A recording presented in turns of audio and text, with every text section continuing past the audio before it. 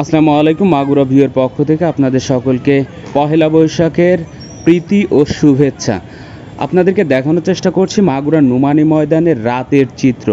সন্ধ্যার পরে যে বৃষ্টি হয়েছিল সেই বৃষ্টির পরে আবারও এখানে প্রচুর মানুষ সমাগম হয়েছে, প্রচুর মানুষ এখানে এসেছে, প্রচুর মানুষ এখানে আজকের এই পহেলা বৈশাখ উদযাপন করছে। আমরা আপনাদেরকে এই ভিডিওটা শহীদ বেদির উপর থেকে দেখানোর চেষ্টা করছি।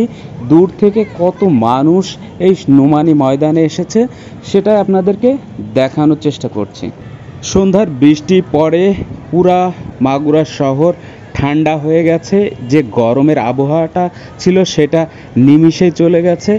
এই ঠান্ডা এই পহেলা বৈশাখকে রাঙানোর জন্য আবারও মানুষ রাতের বেলায় নোমানী ময়দানে ফিরে এসেছে।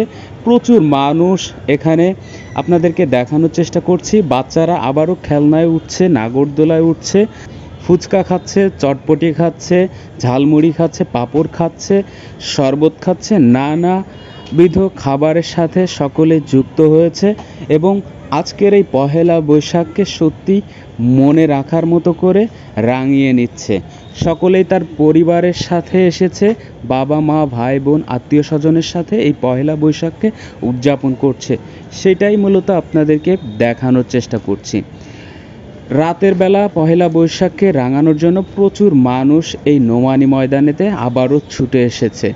বৃষ্টির পরে মনে করেছিলাম এখানে হয়তো আর মানুষ থাকবে না, পুরা নোমানী ময়দানটা ফাঁকা হয়ে যাবে, কিন্তু পুরা শহর আবার বৃষ্টির পরে ঠান্ডা হয়ে গেছে, যার কারণে এখানে প্রচুর মানুষের আবারও সমাগম আমরা দেখতে পাচ্ছি এবং সেই চিত্রটাই আপনাদেরকে দেখানোর চেষ্টা করছি, সেই চিত্রটাই আপনাদেরকে শেয়ার করার চেষ্টা করছি।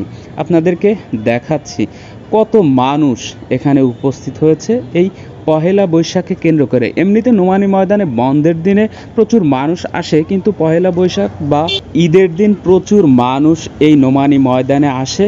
আসলে মাগুরাতে তেমন কোনো ঘোরার জায়গা নেই বা আড্ডা দেওয়ার জায়গা নেই, যার জন্যই এত মানুষের সমাগম হয়েছে আজকের এই পহেলা বৈশাখকে কেন্দ্র করে।